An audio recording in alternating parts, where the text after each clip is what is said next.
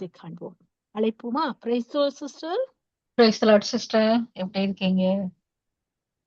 Price the lord sister. கர்த்தருக்குள் மகிழ்ச்சியா இருக்கிறேன். காலநிலைகள் சூழ்நிலைகள் மாறினாலும் கர்த்தர் இருக்கிறவராயிருந்து நடத்துகிறார். உங்களையும் கர்த்தரின் நாமத்தினாலும் வார்த்தை வெளிச்சத்தின் பகுதியில வாழ்த்தி வரவேற்கிறேன். வெளிச்சத்தை காண ஆவலாயிருக்கிறோம் சிஸ்டர். எடுத்து வாருங்கள்.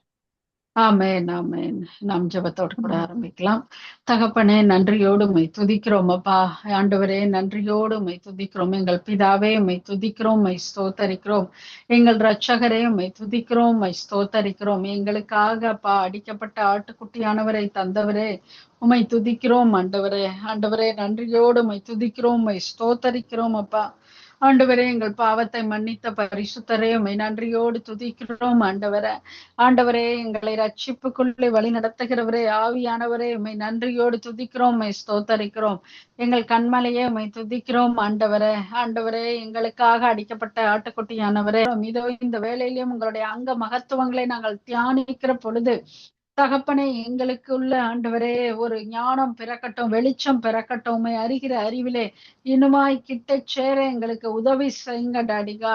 ஆண்டவரே, இதோ இந்த ஆண்டவரே, உங்களுடைய குமாரனுடைய அங்கத்தினால ஆண்டவரே அதுல இருக்கிற அந்த வல்லமப்பா, இதோ எங்க சாவைக்கதுவான சரீரங்களையும் உயிர்ப்பிக்கிற தேவ வல்லம, உயிர்த்தெழுந்த வல்லமை இதை தியானிக்கிற பொழுது எங்கள் சிந்தனையிலும் எங்கள் சரீரத்திலும் ஊடுருவி பாயட்டும் ராஜா. ஆண்டவரே, நீர் அப்படியே செய்கிறதற்காக ஸ்தோத்திரம். இதை தியானிக்கிற பொழுது ஒவ்வொருவருக்கும் உடைய வெளிச்சம் பரவட்டும், பாயட்டும் ஆண்டவரே. ஆண்டவரே, சிந்தனையில ஒரு வெளிப்பாட்டு ஞானம் உண்டாகும்படியாய் கேட்கிறேன் ஐயா, இயேசு கிறிஸ்துவின் நாமத்தில். நல்ல பிதாவே, ஆமேன், ஆமேன். சங்கமம் வானொலியில் நித்திய வெளிச்சம் பகுதியை கேட்டுக்கொண்டிருக்கிற யாவரையும் இயேசு கிறிஸ்துவின் நாமத்திலே வாழ்த்துகிறேன், வரவேற்கிறேன். நாம் இன்றைய நாளிலும் தொடர்ந்து சாமுவேல் பவுல் ஐயரினாலே எழுதப்பட்ட மொழியாக்கம் செய்யப்பட்ட ஆத்துமநேசரின் அங்கம் மகத்துவம் என்கிற புஸ்தகத்தை நாம் வாசித்து வருகிறோம் கடந்த வாரங்களாக. அதிலே மொத்தம் 28 அங்கங்கள் தியானத்தை குறித்து இருக்கின்றன. அதிலே நாம் ஆறு அங்கங்களை நாம் தியானித்திருக்கிறோம். அதிலே ஆத்தமனேஸ்வருடைய பாதம், ஆத்தமனேஸ்வருடைய கால், ஆத்தமனேஸ்வரின் கால் எலும்பு, ஆத்துமனேஸ்வரின் முழங்கால், ஆத்துமனேஸ்வரின் அறை என்று 6 பகுதிகளை நாம் பார்த்தோம். அதிலே தியானத்திற்கு எடுத்துக்கொண்ட ஆத்துமனேஸ்வரின் பாதம் என்கிற பகுதி மாத்திரம் 2 பகுதிகளாக அங்கே கொடுக்கப்பட்டிருக்கிறது. ஆத்துமனேஸ்வருடைய பாதம் அது கல் பஞ்சு போல் இருக்கும். அது பிணியாளிகளின் வைத்தியசாலை, அது பிணி நீக்கினவர்களின் பள்ளிக்கூடம் என்று நாம் பார்த்தோம். அது விசுவாசியின் தெய்வீக சொரூபம், அது பாவியின் புஷ்ப கொத்து, அதனுள் சகலமும் அடக்கம் என்றும் பார்த்தோம். ஆத்துமநேசருடைய கால் ஜலமும் தரையாக்கியது, நன்மை செய்யும்படியாய் சுற்றினது, அதில் ஆணிகள் கடாவப்பட்டது என்றும் நாம் பார்த்தோம். ஆத்துமநேசருடைய கால் எலும்புகளிலே ஒன்று கூட முறிக்கப்படவில்லை. சிலுவையில் அறையப்பட்ட உடலே உயிரடைந்தது. அது தேவனுக்கும் மனுஷருக்கும் உள்ள ஐக்கியத்தின் அடையாளமாய் காணப்பட்டது இந்த கால் எலும்பு என்று நாம் தியானித்திருந்தோம்.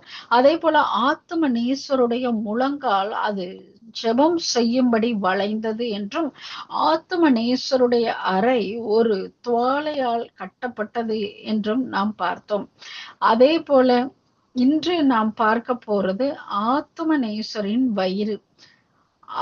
ஆத்துமநேசரின் வயிறை குறித்து நாம் தியானிக்க போகிறோம். என்னோடு கூட நீங்களும் தியானிக்கலாம். ஆத்துமநேசரின் வயிறு. இயேசு பிசாசினால் சோதிக்கப்படுவதற்கு ஆவியானவராலே வனாந்தரத்திற்கு கொண்டு போகப்பட்டார். அவர் இரவும் பகலும் 40 நாள் உபவாசம் இருந்த பின்பு அவருக்கு பசி உண்டாயிற்று.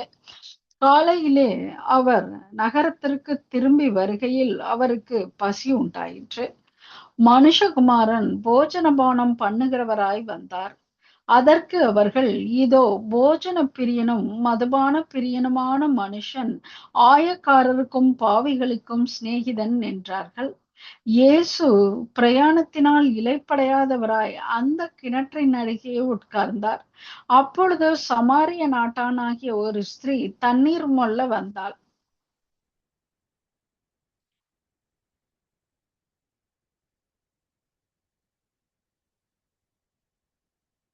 இயேசு அவளை நோக்கி, தாகத்துக்கு தா என்றார். அதன் பின்பு எல்லாம் முடிந்தது என்று இயேசு அறிந்து, வேத வாக்கியம் நிறைவேறத்தக்கதாக தாகமாய் இருக்கிறேன் என்றார். போதனை: பிதாவின் வார்த்தையாகிய குமாரனானவர் பாக்கியவதியான கன்னியாஸ்திரியின் கர்ப்பத்திலே உற்பவித்தது போது அவளுடைய தன்மையில் மனுஷ தன்மையை பூரணமாய் தரித்துக் கொண்டார். ஹல்லேலூயா. ஆகையால் நமது இரட்சகர் தமது சரீர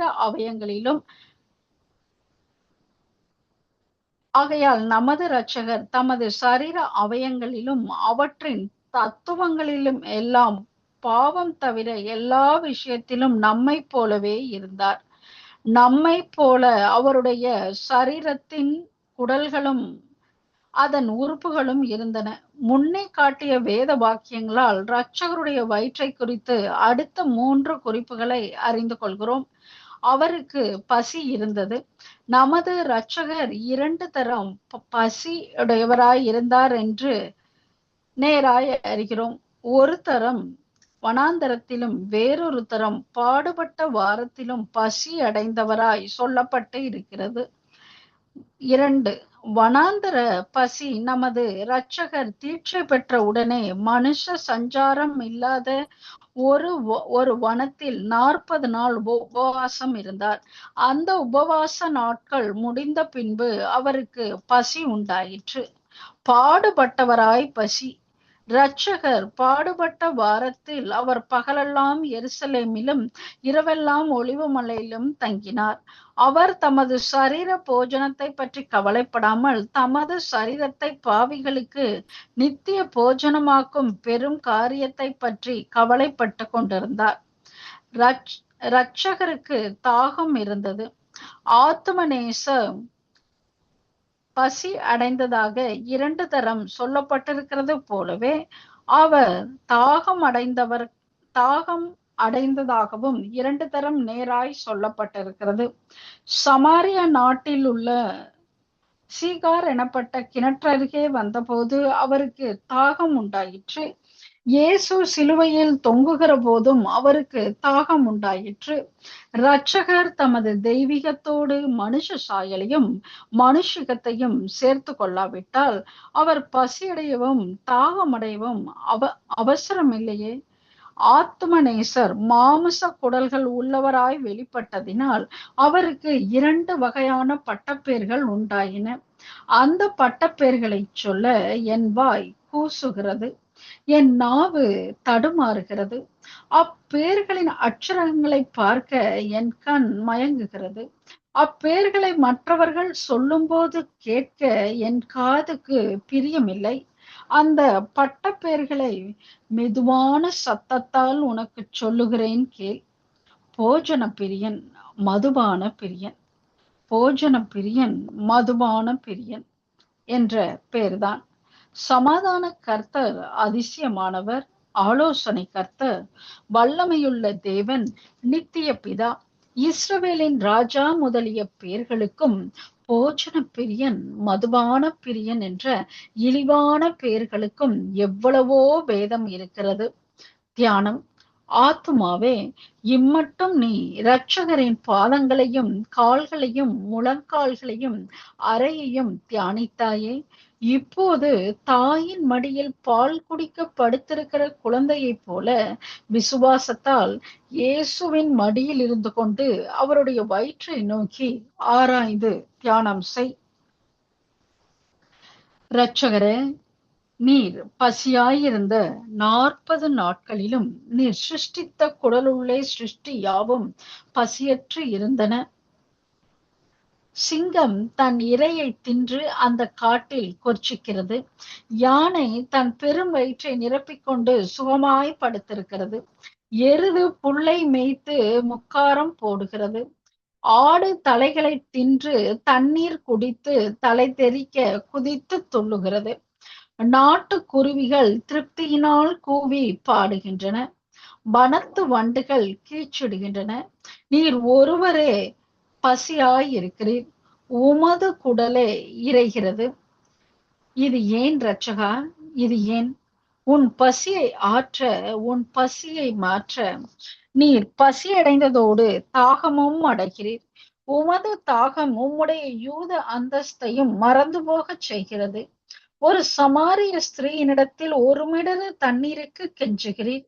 அவள் உடனே ஜலமொண்டு கொடாமல் வாதாடி காலம் போக்கினாள். நீரோ அவளுக்கு ஜீவ தண்ணீரின் ஊற்றை அவளுக்கு நேரத்துக்கு உள்ளாக அவள் இருதயத்தில் வெட்டி அவள் ஆத்தும தாகத்தை தீர்த்து விட்டீர். சிலுவையில் தொங்கின போதும் நீர் தாகத்துக்கு கேட்டீர். சிசராவை கொல்ல நினைத்த ஸ்திரீ தண்ணீரை கேட்ட வாய்க்கு பாலை கொடுத்தாலே. சத்துருக்கள் உமக்கு காடியை அல்லவோ கொடுத்தார்கள். இது ஏன் ரட்சகா? இது ஏன்? உன் தாகத்தை ஆற்ற, உன் தாகத்தை மாற்ற. ஹல்லேலூயா.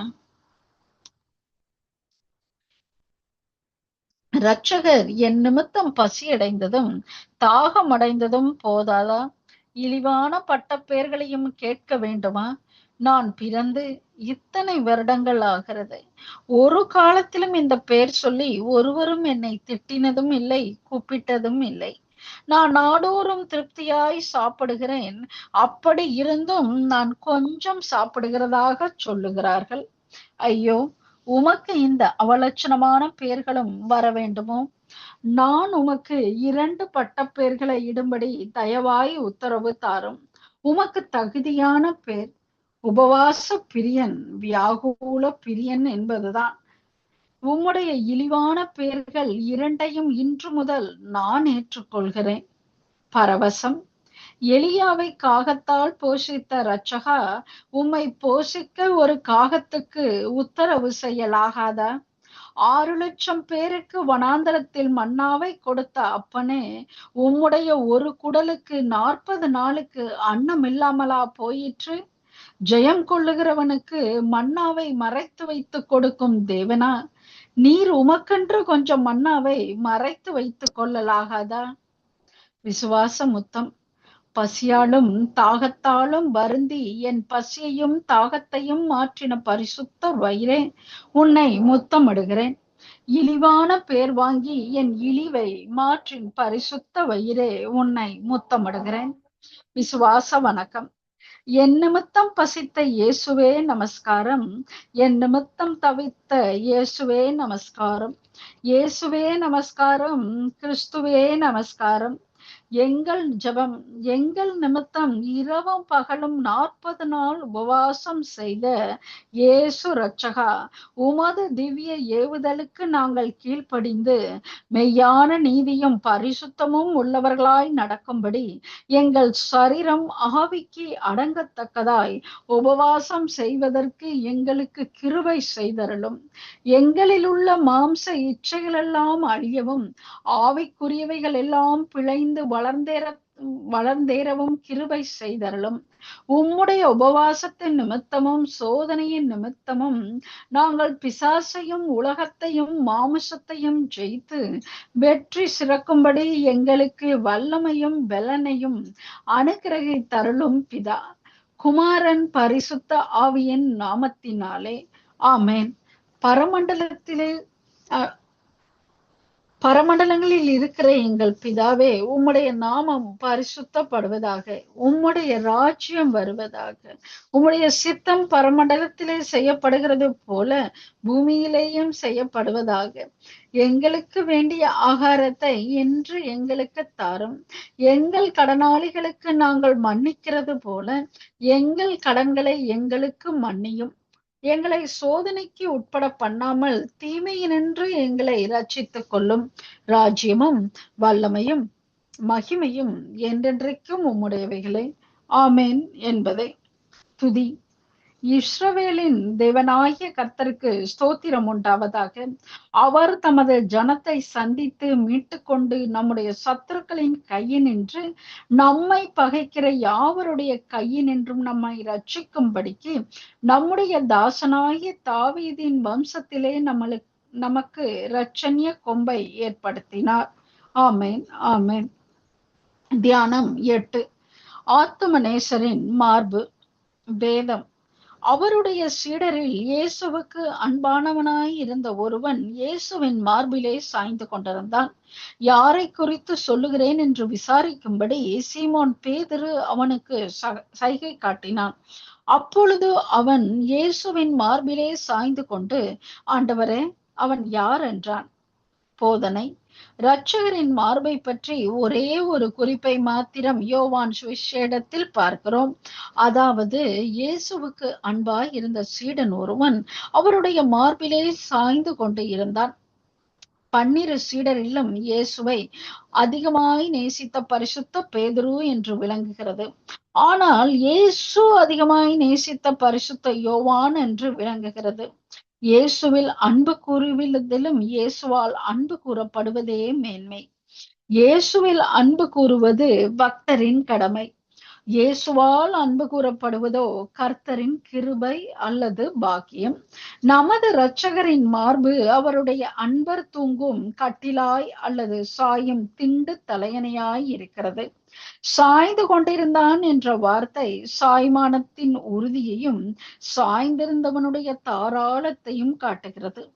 யோவான் இயேசுவின் மார்பில் சாய்ந்து கொண்டிருந்த நேரத்திலே 12 சீடரில் ஒருவனாகிய யூதாசு தன் பணப்பையிலும் பண ஆசையிலும் சாய்ந்து கொண்டிருந்தான் எனலாம். இயேசுவின் மார்பில் சாய்ந்தவன் இன்னான் என்று அறிகிறோமே அன்றி இயேசு சாய்ந்த மார்பு இன்னதென்று அறிய ஏதுவில்லை. இது சற்று விசனம்தான். அவர் சாய இடமில்லாதவராய் இருந்தார். தியானம்: ஆத்துமாவே, இம்மட்டும் நீ இயேசுவின் பாதத்தையும் காலையும் முழங்காலையும் வயிற்றையும் நோக்கி தியானித்தாய். இப்போது உன் கண்களை சற்றே நிமிர்த்தி அவருடைய திருமார்பை நோக்கி தியானம் பண்ணு. பரிசுத்த யோவான் வெகு நேரமாய் இயேசுவின் மார்பில் சாய்ந்து கொண்டிருக்கிறார். மார்பு நோகிறது. எழுந்திரு என்று அவர் சொல்லவில்லை. நீ சற்றே விலகி வேறொருவனுக்கு இடம் கொடு என்று அவர் சொல்லவும் இல்லை. அந்த 12 பேர் சாய்ந்தாலும், உலகம் முழுவதும் சாய்ந்தாலும் அவர் மார்பில் இன்னும் இடம் உண்டே. மற்ற சீடர் பரிசுத்த யோவானை போல் சாய்ந்து கொள்ளாதது தப்பிதமே அன்றி யோவான் அப்போஸ்தலன் சாய்ந்து கொண்டிருந்தது தப்பிதம் அல்ல. யோவான் இயேசுவின் மார்பில் சாய்ந்திருந்த முகாந்தரம் என்ன? அவர்கள் தேசத்துக்கும் ஜாதிக்கும் அது வழக்கம் என்று சொல்லி அற்பமாய் தள்ளிவிடாதே. சாய்ந்திருந்தவனை கேட்டால் சாய்ந்த முகாந்தரத்தின் ஞானத்தை அறியலாம். நல்லது, கேட்போம். யோவானே, செபதேயுவின் மகனே, இடிமுழக்கத்தின் புத்திரனே, நீ ஏன் என் ஆத்துமனேசரின் மார்பில் சாய்ந்தாய்? உன் பெருமையா, ஆணவமா? ஏன் சாய்ந்தாய்? தலைநோவா, காய்ச்சலா? சற்றே சொல்லு. 12 இளையவனாகிய நீ உன் வாலிப சேஷ்டையை காட்டினாயோ? அல்லது நீ தாபோரில் கிறிஸ்துவின் மகிமையை கண்டு கொண்டதால் அப்புறம் அவரை அலட்சியமாய் எண்ணி விட்டாயோ? ஏன் சாய்ந்தாய்? இயேசு தம்மை காட்டி கொடுப்பவனை குறித்து ஜாடையாய் பேசின போது பேதுரு உனக்கு சைகை காட்டி யாரை குறித்து சொல்லுகிறார் விசாரி என்று சொன்னானே. அந்த ஆத்திரமும் துக்கமுமான சமயத்திலும் கூட நீ சாய்ந்திருந்த மார்பில் சாய்ந்தபடியே இருந்து கொண்டு, ஆண்டவரே, அவன் யார் என்று கேட்கிறாயே. இவ்வளவு தாராளத்துக்கு முகாந்தரம் என்ன? இதன் அந்தரங்கம் என்ன? யோவானுடைய உத்தரவு: அது என் ஆணவம் அல்ல, அலட்சியம் அல்ல. நான் சாய்ந்ததற்கு 2 முகாந்தரங்கள் உண்டு.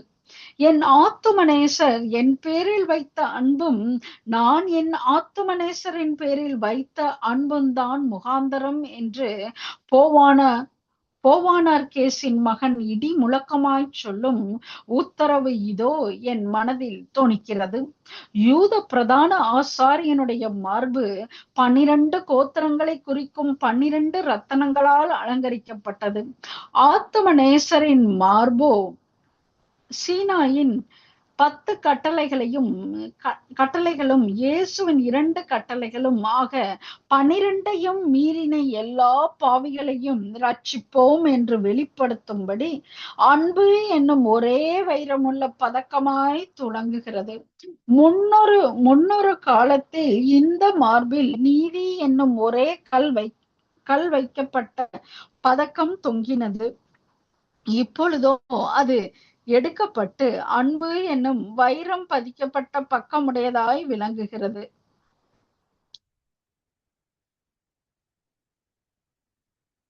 சகல பாவிகளுக்கும் அங்கே இடம் உண்டு. அதில் சாய்ந்து கொள்ளுகிறவர்களுக்கு எல்லாம் நீதி, விசுவாசம், அன்பு ஆகிய 3 மார்க்கவசங்கள் அகப்படும். நானும் அதில் சாய்வேனாக. விசுவாசத்தால் சாயுதல். என் ஆத்தும நேசரே, உமது மகத்துவ மார்பை அடியேனுக்கு சற்றே தாரும். நான் ஒரு பாவி, என்னில் தயவாய் அன்பு கூறும். நானும் உம்மில் அன்பு கூறுகிறேன். என் ஆண்டவர் தமது மார்பில் நான் சாயும்படி சம்மதிக்கிறார். ஐயா யோவான் அப்போஸ்தலனே, நீர் சற்றே ஒதுங்கி எனக்கு நடுமார்பில் சாய இடம் கொடும். நான் உம்மிலும் நோயாளி, உம்மிலும் பலவீனன், உம்மிலும் களைத்து போனவன்.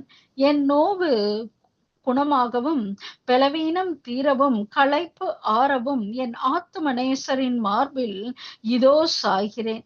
ஹல்லேலூயா. என் நோவு குணமாகவும் பலவீனம் தீரவும் களைப்பு ஆறவும் என் ஆத்தும நேசரின் மார்பில் இதோ சாய்கிறேன். அன்பர் அவர் மார்பில் சாயாதிரார். அன்பருக்கு அவர் மார்பை சாய்க்காதிரார். ஆனந்த பரவசம். ஹல்லேலூயா, ஹல்லேலூயா, ஹல்லேலூயா. ஆமென். என் ஆத்தும நேசரின் மார்பு இலவம் பஞ்சிலும் மெதுவாய் இருக்கிறது. என் பாவ நோய் தீருகிறது. பாவ ஆயாசமும் மயக்கமும் தெளிகின்றன. பலவீனமும் தொலைகிறது. நான் இங்கேயே இருப்பேன். இவ்விடத்திலிருந்து என் ஆத்துமாவுக்கு நலமென்று கண்டுபிடித்திருக்கிறேன். இங்கே பரமானந்தம் பெறுகிறது. பரம எண்ணங்கள் எழும்புகின்றன. நான் இந்த இடத்தை விடேன். 1000 பேர் வந்து என்னை துரத்தினாலும் இந்த கண்மலை ஒதுக்கத்தை விட்டு போகேன். நெருக்கினாலும் விலகேன், நசுக்கினாலும் இந்த மார்பில் இருந்து கொண்டே சாவேன். ஆனந்த மௌனம். வாசிக்கிறவனே, நீ சற்று நேரம் முழங்காலில் நின்று கொண்டும் ஒன்றும் பேசாதபடி உன் உதடுகளை காத்து, இரட்சகருடைய மார்பு பாவிகளுக்கு ஒரு சாய்மானம் போல் இருக்கிறது என்பதை மாத்திரம் மனதில் உணர்ந்து அதன் ஆனந்தத்தால் ஆவியில் மகிழ்ச்சியை அனுபவித்துக்கொள். ஹல்லேலூயா.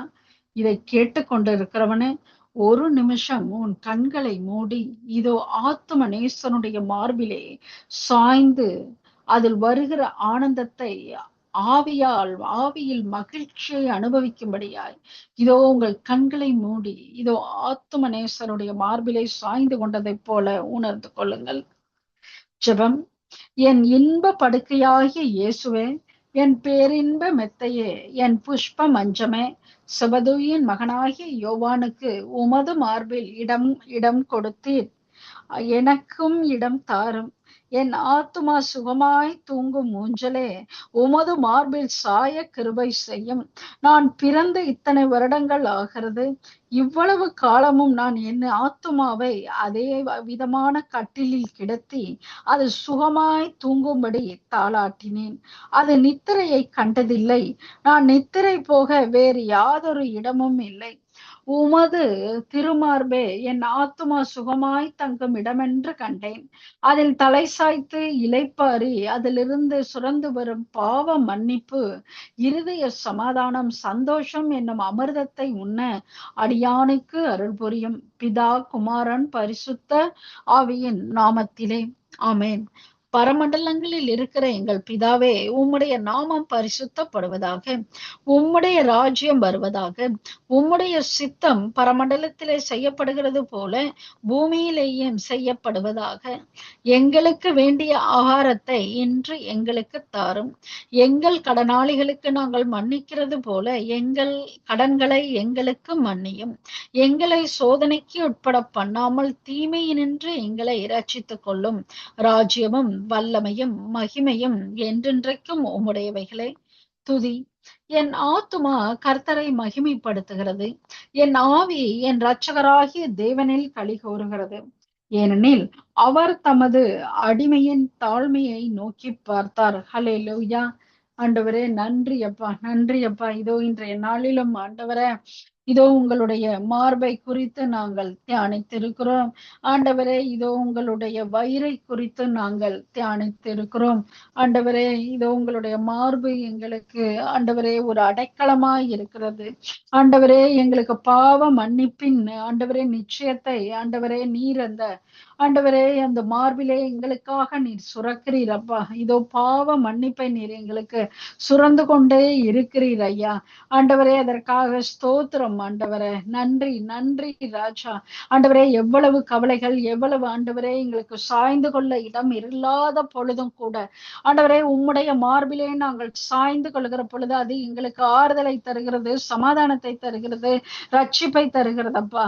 இதோ இன்றைய நாள் இந்த சத்தத்துக்கீழே யார் யார் உம்முடைய மார்பிலே சாய்ந்து கொண்டார்களோ ஆண்டவரே, இனி என்னிடத்துல பலன் இல்லை ஆண்டவரே, இதற்கு மேல் என்னால் ஓட முடியாது, என் வாழ்க்கையினுடைய ஆண்டவரே முகாந்தரம் என்ன, என் வாழ்க்கையினுடைய பதில் என்ன என்று ஆண்டவரே யார் யார் கேட்டுக்கொண்டும் துக்கத்தோடும் எல்லா கதவுகளும் அடைப்பட்டு கூட ஆண்டவரே இருளிலே இருக்கிறதை போன்று இதோ என் தேவன் என்னை கைவிட்டார் என்று சொல்லி ஆண்டவரே யார் யார் ஆண்டவரே அழுது புலம்பி உம்முடைய மார்பிலை சாய்ந்து கொண்டார்களோ இதோ அவர்கள் ஒவ்வொருவருக்குள்ளும் ஆண்டவரே அப்பா, இதோ ஆண்டவரே ஒவ்வொருவருக்குள்ளும் ஆண்டவரே உங்களுடைய சமாதானம் வரட்டும், பாவ மன்னிப்பு நிச்சயம் உண்டாகட்டும் என்று நான் கேட்கிறேன் ஐயா.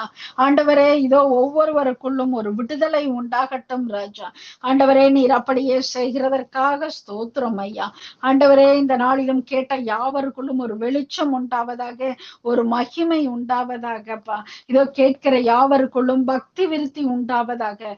ஆண்டவரே, உடைய உயிர்த்தெழுந்த வல்லமையினாலே வருகிற விடுதலை ஆண்டவரே ஜனங்களுக்குள்ளே வரட்டும் என்று கேட்கிறேன். ஆண்டவரே, எங்களுடைய நீதியின் படி அல்ல, எங்களுடைய கிரியையின் படி அல்ல ஆண்டவரே, இதோ நாங்க டிசர்வ் என்கிறதுனால இல்லப்பா, because of you daddy God, you chosen as daddy God. இதோ ஆண்டவரே, நீங்க உம்முடைய பிள்ளைகளா எங்களை நீர் தெரிந்து கொண்டபடியினாலே, உம்முடைய கிருபையினாலே, உம்முடைய மகிமையினாலே, உம்முடைய அன்பினாலே எங்களை அந்த பரிபூர்ணத்துக்குள்ள நீர் நடத்தும்படியாய் நாங்கள் கேட்கிறோம் இயேசு கிறிஸ்துவனுடைய நாமத்திலே. இதோ சங்கமம் வானொலியிலே யார் யார் கேட்டுக்கொண்டிருக்கிறார்களோ அவர்கள் எல்லாருக்குள்ளும் இந்த ரோமர் 8:11 நான் பேசுகிறேன். இதோ உலர்ந்த எலும்புகளை உயிர்வடைய செய்கிற தேவ வல்லமை ஒவ்வொருவருக்குள்ளும் பரவட்டும், பாயட்டும் என்று நான் ஆசீர்வதிக்கிறேன் ஆண்டவரே. இதோ அந்த ஆத்மாவுக்குள்ளே ஆண்டவரே இதோ ஒரு வெளிச்சமும் சந்தோஷமும் உண்டாகட்டும் இயேசு கிறிஸ்துவின் நாமத்தில் நல்ல பிதாவே. ஆமேன் ஆமேன் ஆமேன் ஆமேன் ஆமேன். நன்றி சிஸ்டர், நன்றி. அருமையான வார்த்தை வெளிச்சத்துல ஆத்மநேசரி மார்பில் இருந்து நமக்கு ரட்சிப்பு வருகிறது. அந்த மார்பில் சாயும் பொழுது எங்களுக்கு ஒரு ஆறுதல், இளைப்பாறுதல் கிடைக்கிறது. அந்த அன்பின் அரவணைப்பு கிடைக்கிறது. ஒரு தாய் தேற்றுவது போல நம்முடைய தகப்பன் மார்போடு அணைத்து ஆட்சி தேற்றுகிறார். அப்படியாக எங்களை ஆட்சி தேற்றுற தகப்பன் அருமையான வார்த்தை வெளிச்சம். அது மாத்திரமில்லை, ஜெபித்தீர்கள், அப்படியாக விடுதலை வெளிச்சமாக மாறுகிறது. நாமே உங்களையும் உங்கள் ஊழியத்தையும் உங்கள் குடும்பத்தையும் நிறைவு ஆசீர்வதிப்பாராக. கத்தரி சித்தமனால் நாங்கள் இன்னொரு அழைப்பில் சந்திக்கிற தேவசம் மாற்றிக் கொள்வோம். நன்றி sister. Thank you sister. God bless you. Amen. God bless you too. அருமையான வார்த்தையும் வெளிச்சம் ஆத்மநேசரி மார்பு எப்படிப்பட்டது தெரியாது. அதிலிருந்து நமக்கு அவர் எண்ணத்தை தருகிறார். அந்த மார்போடு நாங்கள் சாயும் பொழுது இழைப்பது பெறுகிறோம், சமாளத்தை பெறுகிறோம், ரட்சிப்பை பெறுகிறோம். அவருடைய அன்பின் அரவணைப்புக்குள்ளாய் நாங்கள் என்ன செய்கிறோம்? அணைக்கப்படுகிறோம். அப்படியாக அன்பின் கைவாளங்களை அணைத்தவர் தங்களை சிநேகித்தார். அருமையான வார்த்தையின் வெளிச்சம். மற்றவர்களுக்கும் அந்த வார்த்தையின் வெளிச்சத்தை அறிமுகப்படுத்துங்கள். அவர்களும் இந்த வார்த்தையின் வெளிச்சத்தை காணட்டும், சத்தியத்தின் ஆழத்தை கற்றுக்கொள்ளட்டும். அதுவே நமக்கு விழுந்த கடமையா இருக்கிறது. ஆமென். கர்த்தர் நாம் ஒன்றே மகிமைப்படுவதாக. சரியாற்ற நேரம் 8:32 நிமிடங்கள்.